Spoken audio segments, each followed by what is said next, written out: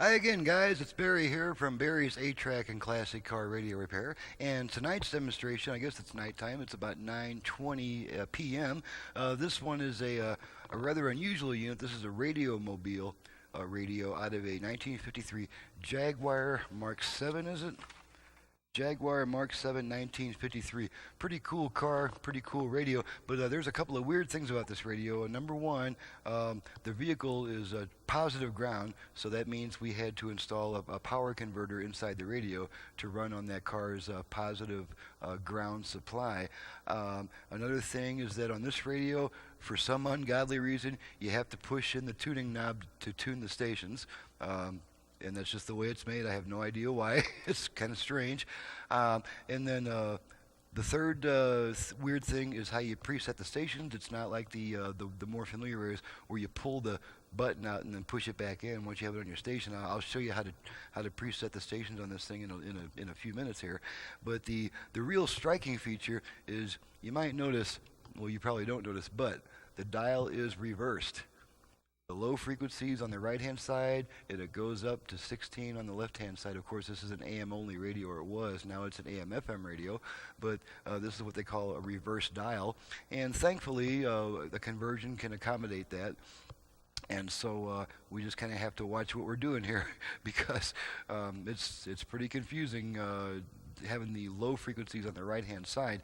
And what's especially confusing is below this we have the meters, which actually do go in ascending order from left to right, 200, 300, 400, 500. And the method to that madness is that higher frequency means a shorter wavelength.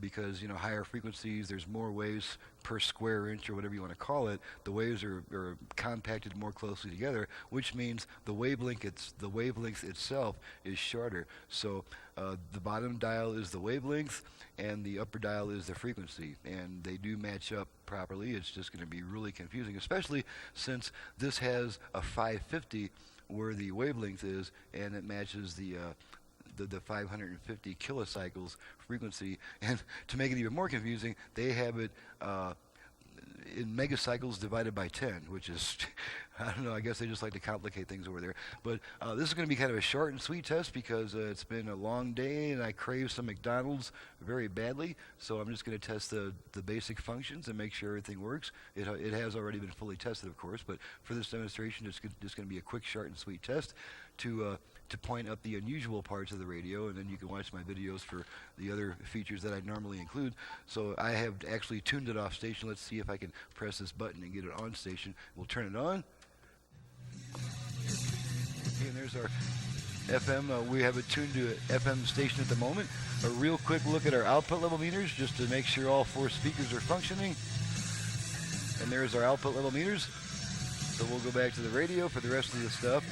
And let's just go ahead and tune this thing. Now, it's not going to matter whether we tune it from right to left or left to right, but we're just wanting to check how many FM stations we receive. So I'll just do that real quick.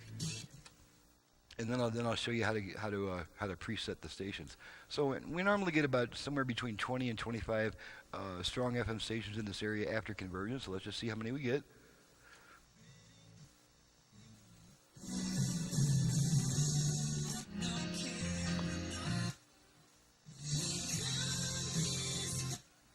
That's unlimited talk, text, and... Okay, there's 5 so far. Steam Radio, a good deal. That's only at Walmart. A month equals 30 days. Please refer always to the latest.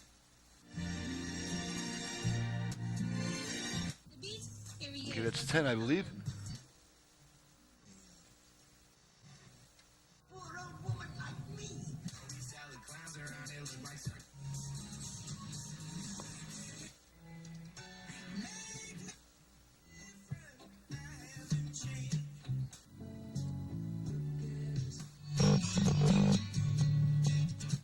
Economics.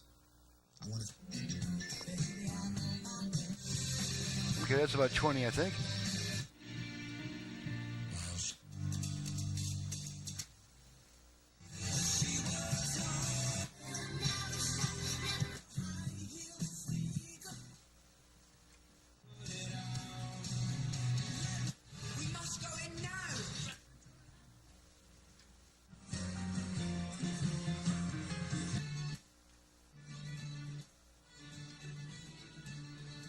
Okay, so you get the idea. We probably got close to 30 FM stations there, so we'll just set it back. And now I'm going to show you guys how to set the station presets on this weird radio. I have not set the rightmost button yet. So what we have to do here is we have to pull the button off. Actually pull it off. It actually comes off the unit, and there we go. We pull it off, and then we loosen. There's a little screw here that we just loosen that screw. Okay, like that, and then we tune it to the station we want.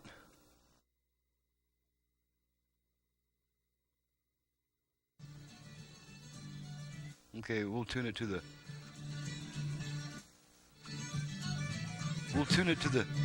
let's tune it to the Fiddle Jamboree. Okay, we're going to tune it to that. So with the screw still loose, we press it all the way in, and then we tighten the screw, and that locks in the setting. Don't want to tighten it too much. Push our button back on. Okay, and now we go back to the Fiddle Jamboree. So that's how you preset the stations on this weird radio. And let's see, I believe that was all I wanted to test. We can check the AM real quick. Of course, we're not going to get much at 9:30 at night, but we can go ahead and make sure it still switches off and right back on to switch bands. And you guys are pretty familiar with these sounds and noises on the AM band. Okay, so you get the idea. The AM works. Go back to FM. Okay, we just happen to end up on a strong FM station here. It's kind of neat. Okay, and that completes the quick basics short and sweet test. It also has an auxiliary input in the back, and you've seen me test a million of those if you've been watching my videos, so we're not going to bother with that right now. We just wanted to confirm that the radio is operating through all 4 speakers and that it receives FM and all that cool stuff.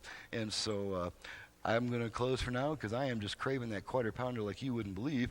This is Barry with Barry's 8-track and classic car radio repair. If you have an 8-track unit either for home or for car use that's in need of service, you can reach me directly at 928-533-9666. Needless to say, I do FM conversions on classic car AM radios. I can add quite a bit more output power.